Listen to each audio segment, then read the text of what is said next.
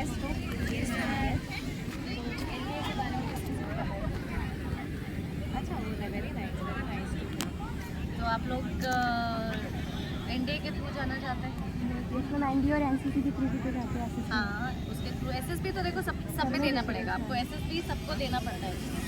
अभी आप जब एनडीए के थ्रू जा रहे हैं तो क्या है, आप 12th के बाद आप एग्ज़ाम देंगे और आप एग्ज़ाम 12th के बाद आप एग्ज़ाम देंगे और अगर आप लोग एग्ज़ाम क्लियर कर लेते हैं तो आप फिर आप एनडीए में जा सकते हैं। इसमें आपकी 4 इयर्स ऑफ ट्रेनिंग सब पता है सबको। एंड सेकेंड ऑप्शन ये है कि आप लोग ग्रेजुएशन कर सकते हैं। ग्रेजुएशन के बाद आप लोग OTA में भी जा सकते हैं, राइट। तो आपके पास एक वो भी ऑप्शन है, राइट।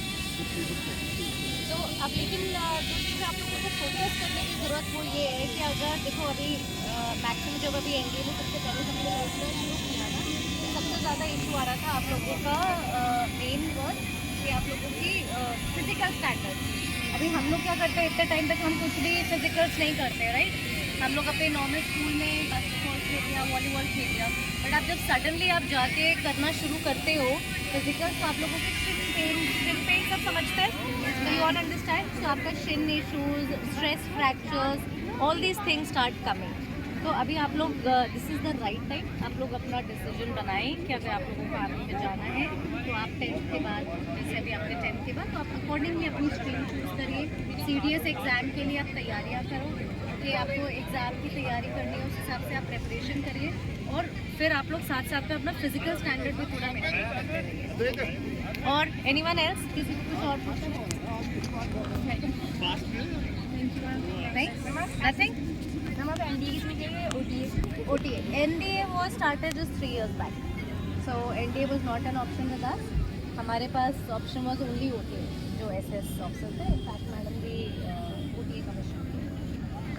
अब कमीशनिंग के लिए तो वैसे भी you have to go to some commissioning, ठीक है। NDA is your training academy and आपको कमीशनिंग के लिए तो कहीं जाना पड़ेगा, तो कमीशनिंग के लिए you go to commissioning academy, IMA, OTA, है ना, जो आपके अलग अलग होते हैं। So that is how your academy take it. But training part is कि अभी आप एनडीए के थ्रू जा रहे हो तो you get a permanent commission, then you don't have to fight for permanent commission, no more a short service, because you have done your 3 years of training and 1 year of your commissioning, right. But आप लोग exams की तैयारी करने लग जाओ। आजकल तो YouTube links पे बहुत कुछ है, you have your study materials. ये सीडीएस एग्ज़ाम क्रैक करने के लिए आपको क्या क्या चीज़ें फोकस करने की ज़रूरत है। And secondly you need to focus on your physical strength, right, कि in case you get selected तो आप लोगों को ज़्यादा टाइम मिलेगा नहीं और वहाँ जाते ही सब कुछ फटाक से your academy starts. The moment it starts then you start developing all these issues और इस टाइप के हेल्थ इशूज आने लग जाते हैं।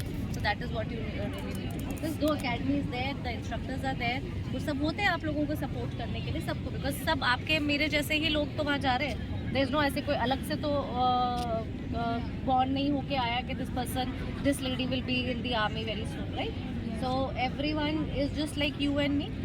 Over a period of time, you have to develop your physical standards so that you do, especially when you're going to NDA, because I was an instructor in NDA also. So I know that the main issues which started developing was because of these health issues. That stress fracture, young age, 12th, just after your 12th, you're going into the academy. Over so many years, आप लोगों ने कुछ भी major physical activities नहीं करी है ना, so that is what you need to focus। साथ साथ में अपना YouTube और इन सब के थ्रू आप देखते रहिए कि आप लोग एग्ज़ाम क्लियर करने के लिए क्या